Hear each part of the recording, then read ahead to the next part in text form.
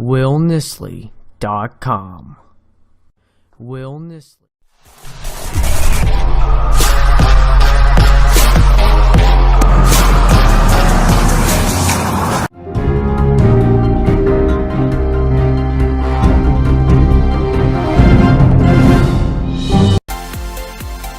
With news explained and puns unashamed, this is CNN 10. I'm Carl Azus. We're happy to have you watching. There's been some significant legal back and forth related to a controversial executive order by U.S. President Donald Trump. Last Monday, we told you about the order. It aims to tighten U.S. borders and temporarily keep certain immigrants and refugees from entering America. On Friday, a federal appeals court judge temporarily suspended parts of the order itself. He said that the travel ban harms residents of the U.S. in areas of employment, education, business, family relations, and freedom to travel. What this means? President Trump's order is on hold, and many of the refugees and immigrants who would have been kept out of the U.S. under the order are being allowed in again. The Justice Department said the court decision harms the public and second-guesses the president's national security judgment. But though the government made an emergency request to put the travel ban back in place, a federal appeals court denied that request. The Ninth Circuit Court of Appeals said it wanted to hear both sides of the arguments before it gives a final ruling. The appeals court isn't ruling on whether the order is constitutional. It only decides whether the order will stay suspended. Legal analysts say this case is likely destined for the U.S. Supreme Court. President Trump is not the first American leader to temporarily suspend refugee admissions to the U.S., but his order is unusual in that it mentions people from specific countries. The order bars entry for 90 days from 7 predominantly Muslim countries: Iraq, Syria, Iran, Sudan, Libya, Somalia, and Yemen. Refugees are barred for 120 days, and refugees from Syria are barred indefinitely, though those barriers can be lifted on a case-by-case basis. Is that a Muslim ban? All 7 countries are majority Muslim nations, but there are many more Muslims in Indonesia alone, for example, than in all 7 countries Trump has singled out. There are more than 40 other Muslim nations not covered by the ban, as it now stands. The vast majority of the world's Muslims are unaffected. Why those 7 countries? The 7 were first identified as countries of concern under the Obama administration, though Trump's order is much broader. And while the administration says that Trump's business interests played no role in drafting his executive order, Muslim-majority countries with ties to, for example, the 9/11 attacks are not on the list. What's clear is that 5 of the 7 do have one crucial thing in common: chaos. Syria is in the midst of a brutal civil war, still trying to rid its territory of ISIS. Iraq, a struggle for stability and a fight against ISIS there too. Libya, civil war and ISIS as well. Yemen, civil war and Al-Qaeda. Somalia, perennially at war with itself, and the terrorists of Al-Shabaab are based there. Sudan, still fighting in Darfur. Iran is the outlier. Washington has long considered it a state sponsor of terrorism. But there are countless extremists waging jihad from other Muslim nations: Tunisia, Afghanistan, Pakistan, to name a few. There are radicalized citizens in the countries of the West who can still travel easily into the U.S. And as America was reminded after the Orlando nightclub attack last summer, there are U.S.-born extremists. Fighting has intensified in the Eastern European nation of Ukraine. The country got its independence from the Soviet Union in 1991. Today, Ukraine's a nation divided between people who want to be aligned with Russia and those who want to be aligned more closely with Europe. Tensions over this led to the ouster of a former Ukrainian president in 2014. Violence flared up that same year. It's become Europe's most violent crisis in decades. And though a ceasefire was negotiated in 2015, violence and violations are on the rise. This is very messy because the ceasefire isn't really holding.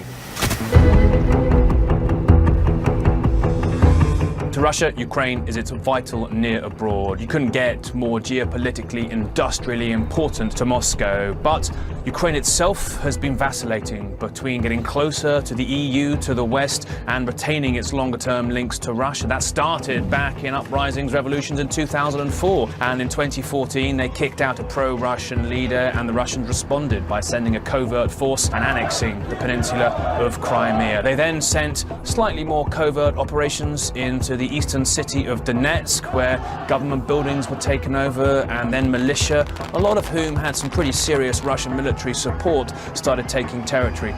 Since 2014, 2015, that territory's changed hands, gone back and forth, sometimes the violence escalating. But after a major ceasefire agreement in early 2015, the violence hasn't really stopped. It's sort of bubbled along, really, at quite a regular pace. Many see that Moscow have a longer-term objective of perhaps linking up those eastern territories with the peninsula of Crimea, so they have a land bridge between them too, and they also want to subject Ukraine to broader political influence. Ukraine itself, well, it needs to get that territory back for basic reasons of national pride. Why is this so important? Well, it's a war happening right on Europe's doorstep, on the European mainland. It pits the European Union against Russia, and hanging in the balance is Ukraine, where there are millions of people suffering deeply now from a war that's been going on for years.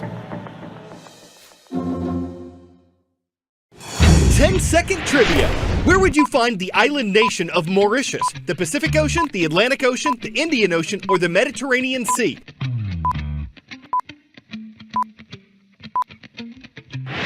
You'd find Mauritius to the east of southern Africa in the Indian Ocean.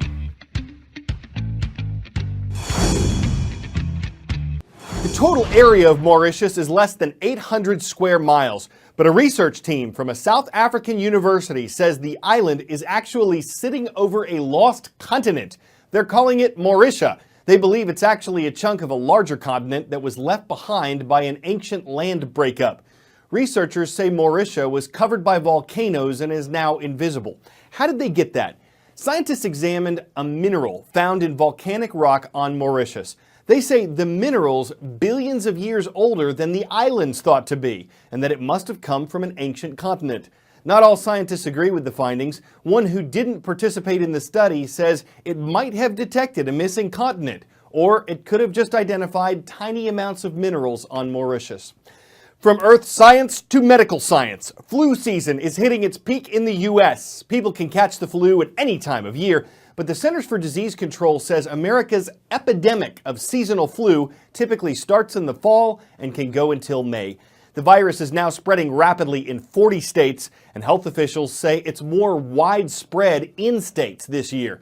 The CDC is encouraging Americans to get a flu shot if they haven't already. It says that's the best defense against the virus, even though it's not guaranteed to work.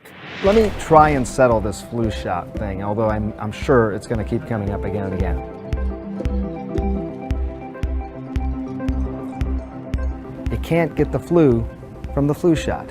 It's a dead virus. It can't actually cause flu. Why do people feel sort of crummy afterward?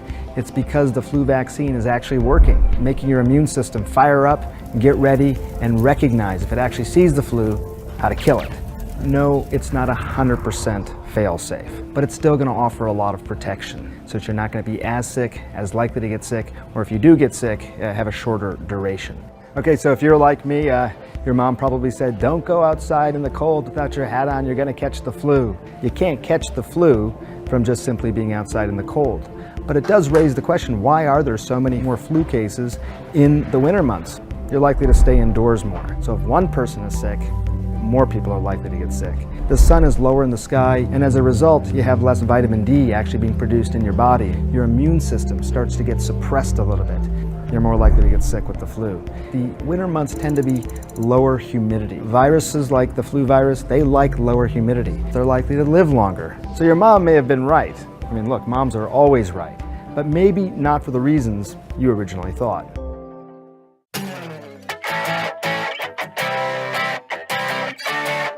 We wrap with a report on the running of the British royals. From left to right, we present you Kate Middleton, Duchess of Cambridge, then her husband, Prince William, and his brother, Prince Harry. And though Kate looks like the only one dressed to run, in this 50-meter sprint to support mental health charities, it's Prince Harry who bests his brother and the Duchess to take home bragging rights. Was it the shoes? We don't know whether their footwear harkened Reebok to something classic, if Dr. Martin prescribed something special, or if they had something George cleverly up their sock. Maybe they went the athletic route with UK gear, though surely they favor British Knights. Those shoes have soul. If these puns weren't exactly what you had in mind, we'll have something else afoot tomorrow on CNN 10. I'm Carl Azuz.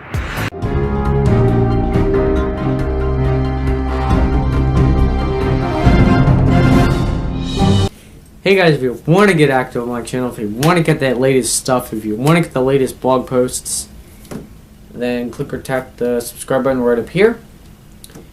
You can also check out my website with the latest posts right down here. And you can view a random video for yourself right over here. Also, I encourage you guys to check out the description down below.